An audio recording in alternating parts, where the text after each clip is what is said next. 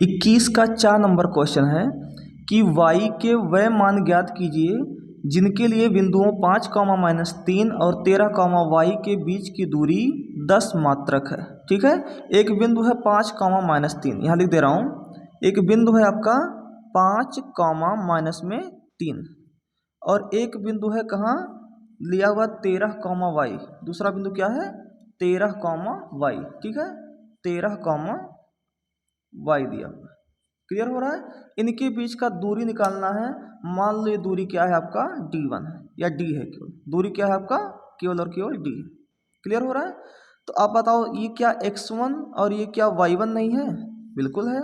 क्या ये x2 क्या ये y2 है? आप कहेंगे बिल्कुल है। तो अगर आपको x1 y1 और x2 y2 मिल गया तो डिस्टेंस का डायरेक्ट फार्मूला होता है x1 - x2 का whole square plus y1 - y2 का होल स्क्वायर। और यहाँ आप क्वेश्चन में देखिएगा तो क्वेश्चन में डिस्टेंस कितना दिया हुआ है 10 मात्रक, यानी कि d कितना दिया हुआ है 10 मात्रक। तो d इक्वल टू कितना है 10 मात्रक।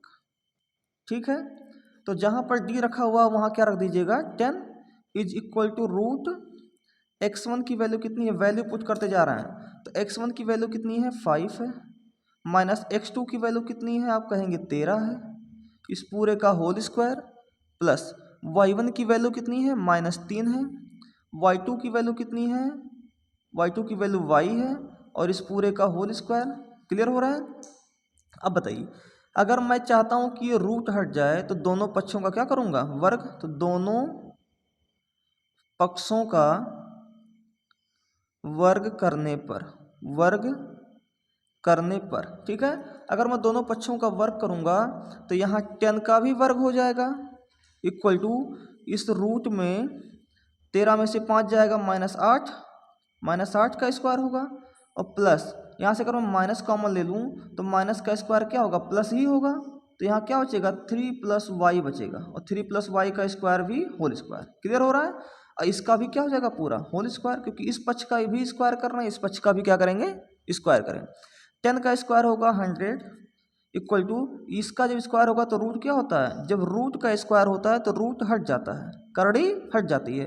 तो ये हटी तो -8 का स्क्वायर क्या आना है 64 प्लस ये a + b का होल स्क्वायर से तोड़ दीजिए तो 3 का स्क्वायर 9 प्लस y का स्क्वायर और प्लस 2 3 6y।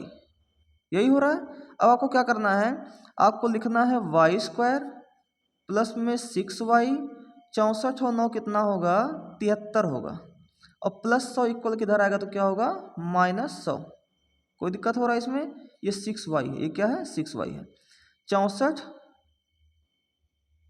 और प्लस 9 73 y² प्लस 6y -100। ठीक है, और ये बराबर क्या बचा 0। इसी को उल्टा रख देंगे तो y² प्लस 6y घटाएंगे 100 में से 10 में से 7 3 गया 7 और 9 में से 7 गया 2 -27 माइनस में 27। यही हो रहा है और ये बराबर किसके आएगा 0 के। अब ऐसे समीकरण को आपने बहुत सॉल्व किया होगा कि गुणा करें तो कितना हो जाए, अगर मल्टीप्लाई करें तो इन दोनों का मल्टीप्लाई करने पर कितना आना चाहिए 27y² और ये सिंबल आपको दिख रहा है तो सिंबल यानी घटाने पर कितना आना चाहिए 6y। कुछ इस कदर आप 6y को तोड़िए।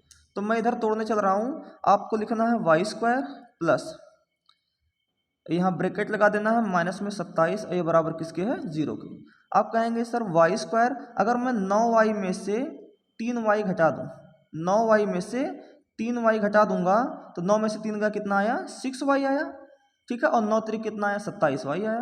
तो यहाँ से y plus 9y y² plus 9y minus 3y और माइनस में 27 बराबर में किसके 0 के।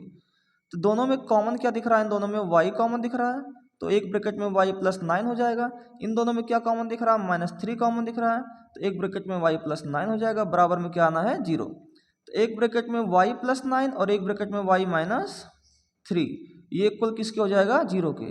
अब एक बार आपको y प्लस 9 को 0 के बराबर करना है तो y की वैल्यू क्या आ जाएगी -9 और एक बार आपको y -3 को 0 के बराबर करना है तो y की वैल्यू क्या आ जाएगी प्लस का 3। तो y की वैल्यू -9 और y की वैल्यू क्या नाम है प्लस का 3, यही दो ही आंसर आपके पास आएगा और यही इस क्वेश्चन का क्या होगा राइट आंसर होगा। क्लियर हो रहा है, यही इस क्वेश्चन का क्या होगा राइट आंसर। तो आशा है कि आपको ये क्वेश्चन समझ में आया होगा। चलिए बढ़ते हैं नेक्स्ट क्वेश्चन की तरफ।